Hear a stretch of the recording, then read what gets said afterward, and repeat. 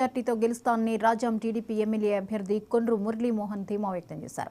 నియోజకవర్గంలో సీఎం జగన్ వచ్చి ప్రచారం చేసినా తనను ఓడించడం ఎవరితరం కాదన్నారు. వైసీపీ ప్రభుత్వం రాజాం నియోజకవర్గానికి ఎలాంటి అభివృద్ధి పనులు చేయలేదని, అందుకే ఈసారి రాజాంలో భారీ మెజార్టీతో గెలుస్తామంటున్న కొండ్రు మురళీమోహన్తో మా ప్రతినిధి వెంకటరమణ ఫేస్ టు ఫేస్. 2024 సార్వత్రిక ఎన్నికల్లో రాజ్యంలో తెలుగుదేశం పార్టీ ప్రచారాన్ని అయితే హోరెక్కిస్తున్న పరిస్థితి అయితే కనిపిస్తుంది రోజు కూడా. అయితే దాదాపుగా ప్రచారానికైతే దాదాపు వేలాది మంది అయితే బ్రహ్మరథం అయితే పెడుతున్నారు.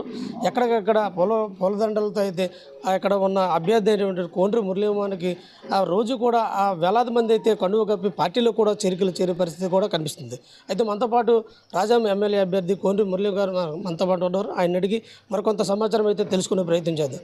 సార్ చెప్పండి, ఈ యొక్క పార్టీని ఏ విధంగా తీసుకుపోతున్నాం, గెలిపి ఏ విధంగా ఈ రాజా నియోజకవర్గం ప్రజలు ఇస్తారనుకుంటున్నారు? రాజాం ప్రజలు తెలుగుదేశం పార్టీ గెలిపిస్తారు. పార్టీని ఎంపీగా ఎమ్మెల్యేగా కూడా మంచి మెజార్టీ రాజాంలో రాబోతుంది. ఎందుకంటే గత 10 సంవత్సరాలుగా ఇక్కడున్న వైసీపీ ఎమ్మెల్యే నియోజకవర్గం చేసింది 0, మౌలిక సదుపాయాలు 0, రోడ్లు 0, మేము ఇచ్చిన రోడ్లు మెయింటెనెన్స్ 0, అలాగే ₹1 కూడా ఇప్పటివరకు పెట్టలేదు. ఆర్డబ్ల్యూ స్కీమ్స్ అన్నీ కూడా రోజు ఇవ్వాల్సిన నీరు 2 రోజులకి ఇచ్చే పరిస్థితి మెయింటెనెన్స్ లేక ఈరోజు జరిగింది. అలాగే ఒక డిగ్రీ కాలేజ్ ఇచ్చాం, పర్మనెంట్ లెక్చరర్ ఒక్కడు కూడా లేరు, తెచ్చుకోలేని పరిస్థితి. అలాగే ఒక మహిళా జూనియర్ కాలేజ్ ఇచ్చాం ఆ రోజుల్లో నేను, కానీ దానికి కూడా ఒక పర్మనెంట్ లెక్చరర్ లేకుండా చేయడం వల్ల విద్యార్థులు కూడా ఇప్పుడు తగ్గిపోయారు. అలాగే 100 బెడ్ హాస్పిటల్ ఇచ్చాం, దాన్ని కూడా చూసే నాదులు ఈ జగన్మోహన్ రెడ్డి ప్రభుత్వంలో ఉన్న ఎమ్మెల్యే కానీ ప్రభుత్వం ఎక్కడా కూడా ఏ విషయంలో కూడా రాజాంకి పూర్తిగా జగన్మోహన్ రెడ్డి ప్రభుత్వం అన్యాయం చేసింది. అందుకే ప్రజలందరూ చాలా కసిగా ఉన్నారు. ఖచ్చితంగా రేపు తెలుగుదేశం పార్టీకి ఓటేసి మంచి మెజార్టీ ఇవ్వడం జరుగుతుంది. గతంలో 2 పర్యాయాలుగా మీరు ఇక్కడ పోటీ చేశారు, అంటే 2014లో ఓటమి చెందారు. ఈసారి ఎన్ని ఓట్లు మెజార్టీతో మీరు ఇక్కడ గెలుపొందగలనుకుంటున్నారు? 2014లో బైఫికేషన్ అయింది స్టేటు. ఆ రోజు కాంగ్రెస్ పార్టీలు ఉండాలని ఉండి ఓడిపోవడం జరిగింది. అంటే ముందే తెలుసు, పార్టీ కోసం ఉన్నాం. తర్వాత 2019లో తెలుగుదేశం పార్టీ తరఫున నిలబడ్డాం. టెక్నికల్గా అలాగే జగన్మోహన్ రెడ్డి ఒక అవకాశం అని ప్రజల దగ్గర ఎన్ని అబద్ధాలు చెప్పాడంటే అన్ని అబద్ధాలు చెప్పి ఓటేయించుకున్నాడు. కానీ ఈ 5 సంవత్సరాల్లో పూర్తిగా ఫెయిల్ అయ్యాడు. ఏ వర్గం కూడా సంతృప్తిగా లేదు. ఆయన ఈరోజు సిద్ధం సభలకు కూడా అంటే వందలాది వేలాది బస్సులు తెచ్చుకొని కనీసం ఒక సిద్ధం సభకి 60 కోట్ల రూపాయలు ఖర్చు పెట్టి జనాలు తెచ్చుకుంటున్నాడు. ఇంతకన్నా షేమేట్ చెప్పండి. ఒక ముఖ్యమంత్రి నిజంగా బాగా చేస్తుంటే ఆటోల మీద ప్రజలు వస్తారు, 2 వీలర్స్ మీద ప్రజలు వస్తారు, లేకపోతే ఏమైనా 4 వీలర్స్ మీద ప్రజలు వస్తారు. కానీ ఆర్టీసీ బస్సులు వేసుకున్న కర్మ జగన్మోహన్ రెడ్డి పట్టింది.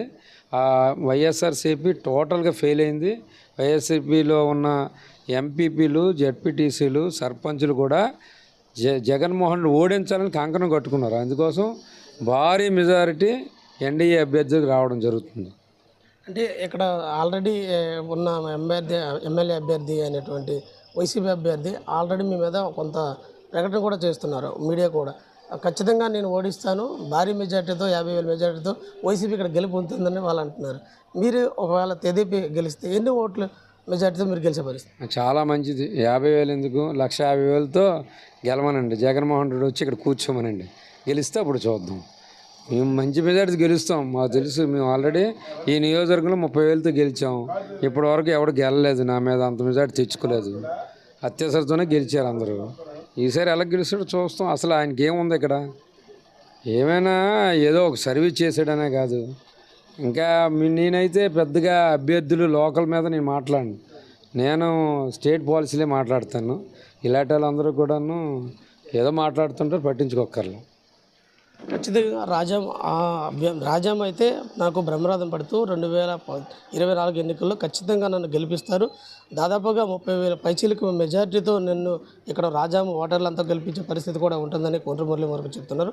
అయితే ఒక పక్క ఇక్కడ ఉన్న చాలా రోడ్లు అయితేనేమి, తర్వాత మిగతా అనేది దాదాపుగా వైసీపీ ప్రభుత్వంలో ఎటువంటి అభివృద్ధి కార్యక్రమాలు లోచుకోలేదు. మా ప్రభుత్వం వస్తే ఖచ్చితంగా ఇవన్నీ చేసి తీరుతామని కూడా చెప్తున్నారు. ఇది కూడా తాజా పరిస్థితి. వెంకటరమణ 99 టీవీ శ్రీకాకుళం. పశ్చిమ